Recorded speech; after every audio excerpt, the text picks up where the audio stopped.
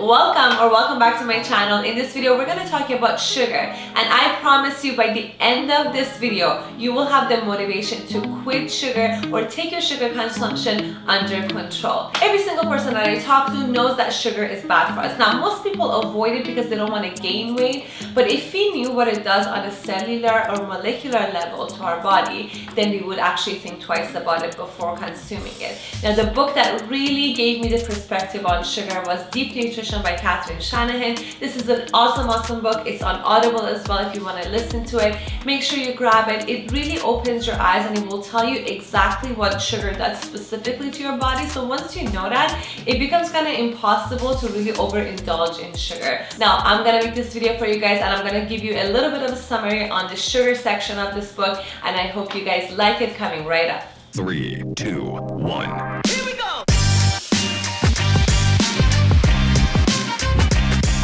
By the way, if you guys are new here, my name is Seppi and my channel is all about healthy, sustainable weight loss. So if that's something you're into, make sure you consider subscribing, hitting the bell button, and you never miss a video from me. Now this really helps my channel grow, so I really do appreciate it if you guys hit that subscribe button. I would really love that. Thank you so much. Before we get started with this book, I wanted to let you guys know that sugar addiction is real. Now it varies and it's different in every single person, but I personally have gone through it. I still feel like I have to manage it on a daily basis, but I've gotten so much better with it over the years, and that's why I wanted to make this video, because this is actually where I started taking it really seriously.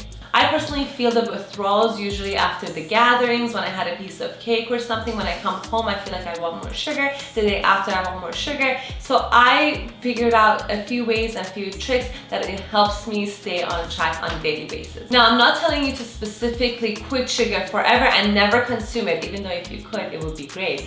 But I'm just telling you and giving you ways and giving you the motivation to be able to take this addiction, crazy addiction, unbelievably crazy addiction, under control. You know what I mean? Let's talk about some of the side effects of sugar. The first thing and the first misconception that a lot of people have is that sugar's calorie can be burnt off. I'm gonna have a piece of brownie right now and a piece of cake, and tomorrow I'm gonna work it out at the gym. I wish it worked like that. It doesn't, unfortunately. What happens is that when you consume sugar, and we're gonna talk about the science of this a little bit later on this video, it does its damage instantly. And it depends on who you are, how high your blood sugar is, you know, what kind of health you're in, but it's not in a reversible manner. You can't really think only in terms of calories and how much weight you're gaining. You also have to think about your health, especially if you're not consuming natural sugar and you're going with white sugar and store candy. The next thing that's gonna happen is that sugar is going to kill your taste buds. Yes, you won't be able to feel or taste the natural sweetness in a lot of foods, specifically vegetables like broccoli, carrots. They're gonna taste really bland to you and you're not gonna like it. One of the most important reasons why a lot of people don't like healthy food is because their taste buds are so used to sugar and salt, and they're not able to taste the natural sweetness or the natural flavors in whole organic food. I personally experienced this firsthand. I remember when I was 50 pounds heavier and I was having pizza and ice cream every single day. You would give me a chicken salad and I would hate it. You know, I would never have a chicken salad. It just tasted really gross to me. But what I did is that I slowly transitioned my taste buds into tasting real whole foods. So how did I do it? And I'm gonna explain to you quickly on this video. I started getting chicken from the store and I breaded them at home. So I had breaded chicken. It's not the healthiest option, but that's how I got used to eating chicken at home. Then I started getting different marinades, like sweet marinades, spicy marinade, you know, different types of marinades that weren't healthy, but it still made the chicken taste really good to me. And after a while, and I'm telling you, after 6 or 7 months or even longer, I started having normal chicken with lemon and garlic and ginger, and stir-fried it sometimes, and I cooked it in the oven, and I actually started enjoying that, and it wasn't as bad as I thought. Now this process might have taken a year and a year and a half for me, but it did work to a point that right now that's all I like. If you give me breaded chicken, I wouldn't even like it, because now my taste buds are used to healthy organic food with not so much marinade. So I'm telling you, taste buds are really important. If you're having a lot of sugary snacks and stuff like that, make sure you cut it out, because it's gonna improve your taste buds and you eventually will like whole foods a lot more.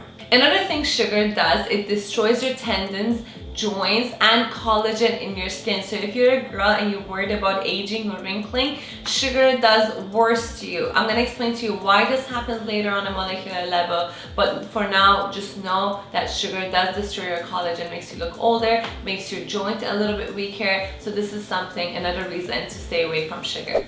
Another thing sugar does, that it coats your cell membrane and it disrupts your hormone functions. So if you're pregnant, if you're going through puberty, another reason that you want to stay away from sugar.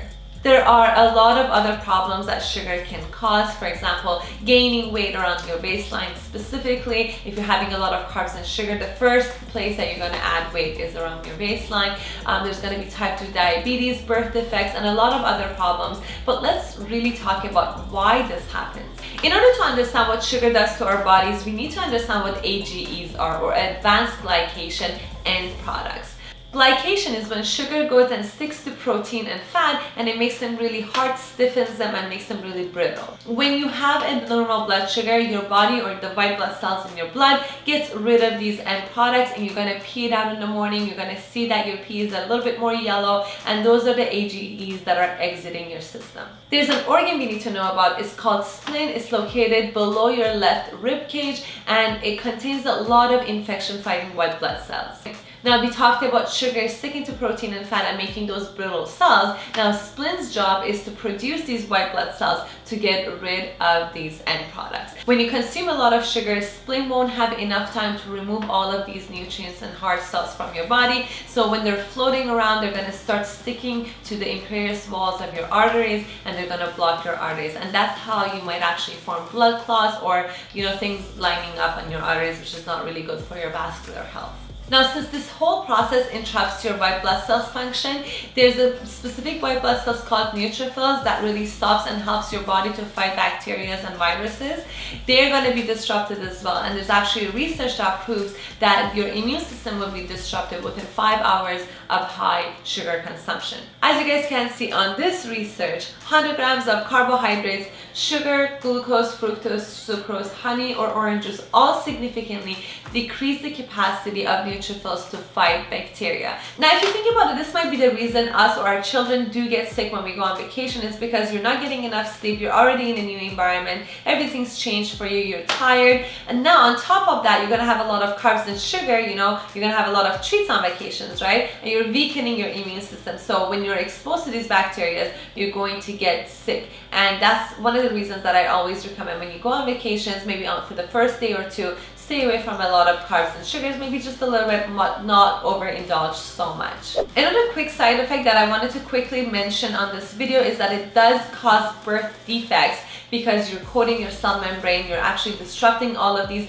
white blood cells, your hormones and everything. So if you're pregnant, you're gonna pass everything to your child, and you're not gonna let that child develop properly. This is the exact reason why people with type 2 diabetes have 10 times more risk of giving birth to a child with a major birth defects compared to a person with a normal blood sugar level. Now let's talk about type 2 diabetes. The reason we don't talk about type 1, as you guys know, type 1 diabetes is genetic. It's something that you're born with or you actually develop, but it doesn't have anything to do with your lifestyle, your blood sugar, so you're not really responsible for it. But type 2 diabetes is depending on your lifestyle and your diet, so it's something you can actually take under control. If you change your diet, type 2 diabetes can actually go away over time. So the reason I wanted to talk to you guys about is that you might not have type 2 diabetes, but you still have to watch out for it. If you're overweight and you're going to the doctors and they're telling you that you have normal blood sugar, it doesn't mean that you're not going to have type 2 diabetes, because it takes time to develop. You have to still be conscious. Doctors will only tell you have a problem when it's time for giving you medication.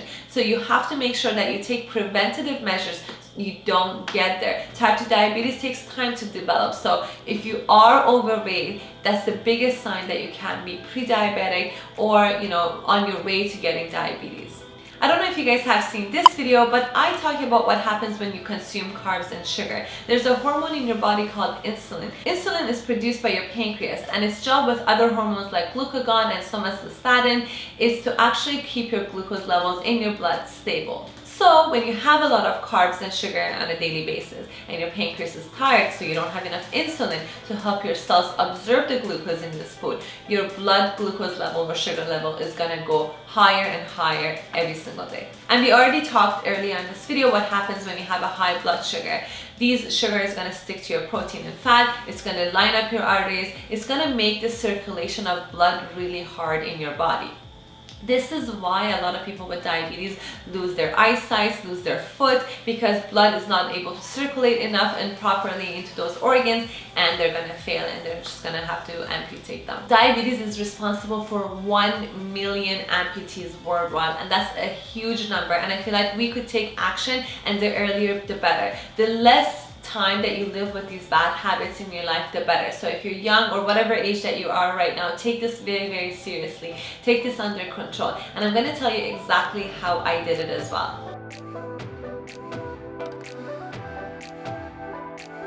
Now, how did a person like me who was addicted to Nutella and ice cream and had that on a daily or hourly basis, to be honest with you, was able to take their sugar consumption under control? And I might sound a broken record, but I didn't quit sugar. I really transitioned into this lifestyle, and I know it sounds very cliche, and you know, it might not sound really true or doable to you, but I've made these videos. You guys go check them out. I give you the specific steps that I followed, but I'm going to give you a little bit of a summary in this video as well. So the first thing I did, and my favorite, was Ferrero Rocher and Nutella and chocolate ice cream. So I started having things that I liked less. Maybe I had vanilla ice cream for a week or two, and then I switched to maybe some like mint or chocolate mint ice cream that I really didn't like that much, but I liked a little bit. So I would just try things that I liked a little bit less, and I stopped having Ferrero Rocher, for example, and I had Kinder instead, or Mars bars, or Kit Kat. And I did that for a couple of months. I'm gonna be honest with you. I wasn't like, okay, from tomorrow I'm not gonna have this, because I did that so many times and it didn't work, and I just wanted to take it really easy on myself. And honestly guys, 3-4 years later, it did work, and it still does work on a daily basis. Let's say if I go to a party right now and I have sugar or cake, the day after I'm gonna take it easy. I'm gonna have a less sugary snack, maybe something that I can make at home, something from my sugar replacement recipes that is in the description below. You guys can download it. You can make your own dessert at home, so you don't really have to go through that withdrawals that if you're a sugar addict, the day after for sure you're gonna crave it. So make sure that you make something at home, or you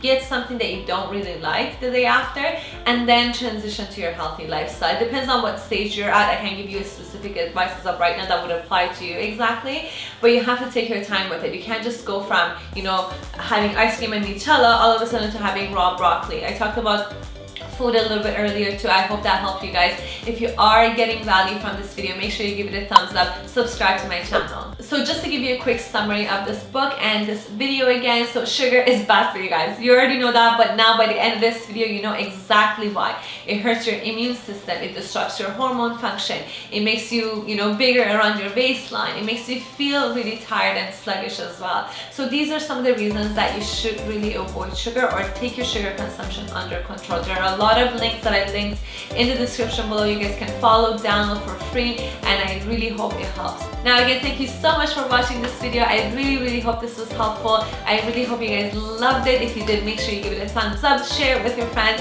and I'll see you guys in the next video. Take care. Bye bye.